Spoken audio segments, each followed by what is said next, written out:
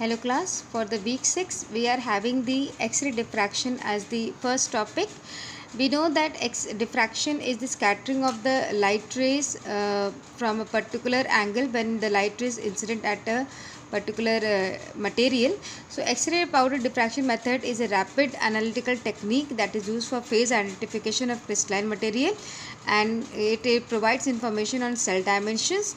It gives the information from all parts of the crystal, and in this what happened, the light ray or the X-rays are incidenting on the material or the crystal, and the beam is diffracted at a particular angle, and that particular angle helps to get the information of the unit cell crystal, and the pattern is obtained on the film or on the electronic detector.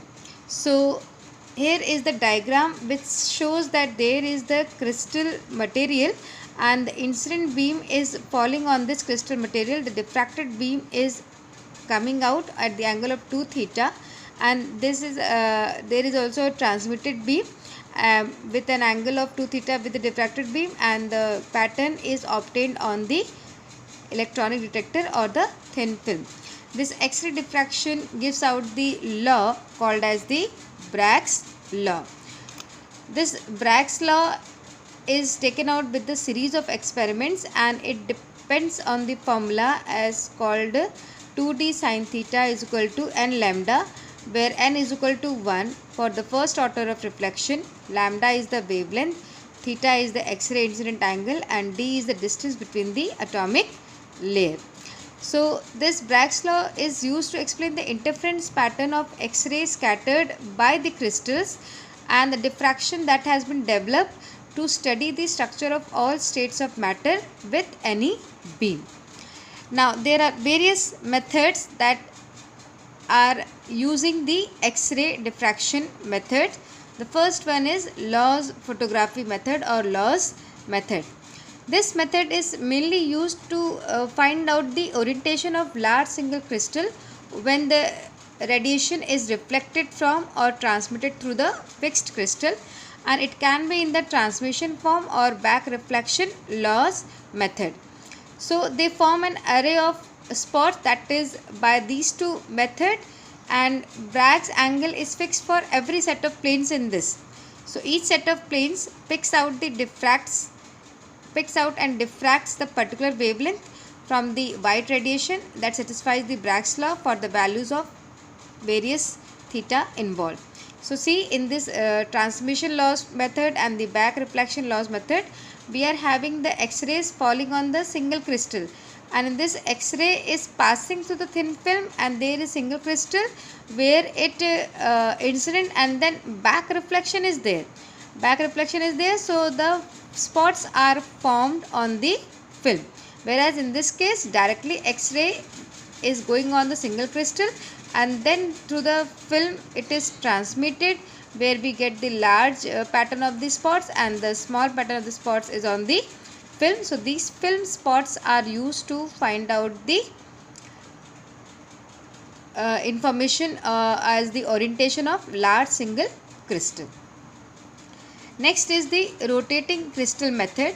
In this rotating crystal method, we are having the X-ray which is falling on the crystal kept in the cylindrical box, and this crystal rotates.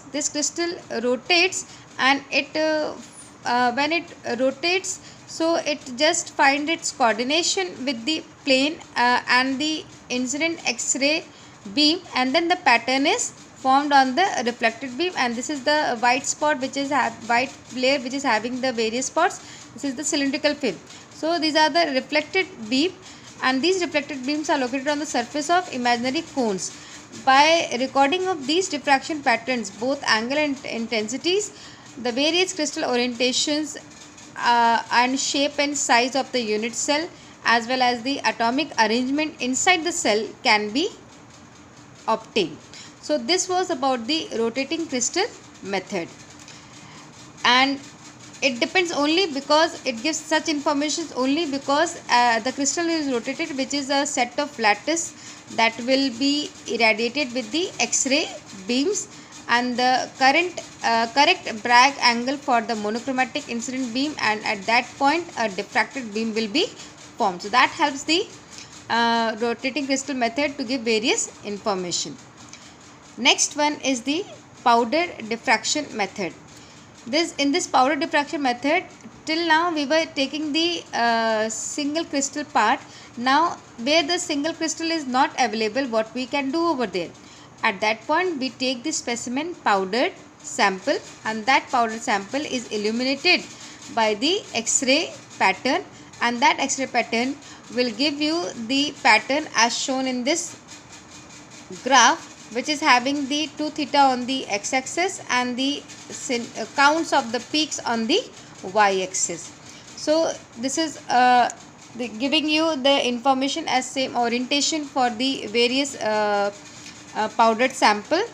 And here we can see that there is the incident beam which is incident on the powdered sample, and there is a diffraction cone. So there are various rings formed on that, and when it is taken on the photographic film, the center spot is maximum or minimum, and according to that the concentric rings will be formed. So this was about the powder diffraction pattern. And apart from this, there is also the oscillating method. In that oscillating method, we are having the oscillation of the crystal at an angle of 10 to 20 degree, which is limiting the pattern number, and from that we can get the orientation of the particular crystal. So there also the coordination is done with the incident X-ray beam and the oscillating crystal, and then if the coordination is done, the pattern is obtained on the film or the detector. Now comes the application. These are applications, 2-3 applications I will tell. That it is used to study the larger molecules, it is used to determine the cis-trans isomerism, it is used to determine the atomic arrangement, it is used to measure the thickness of the thin films and multilayers. So there are various applications of the X-ray diffraction.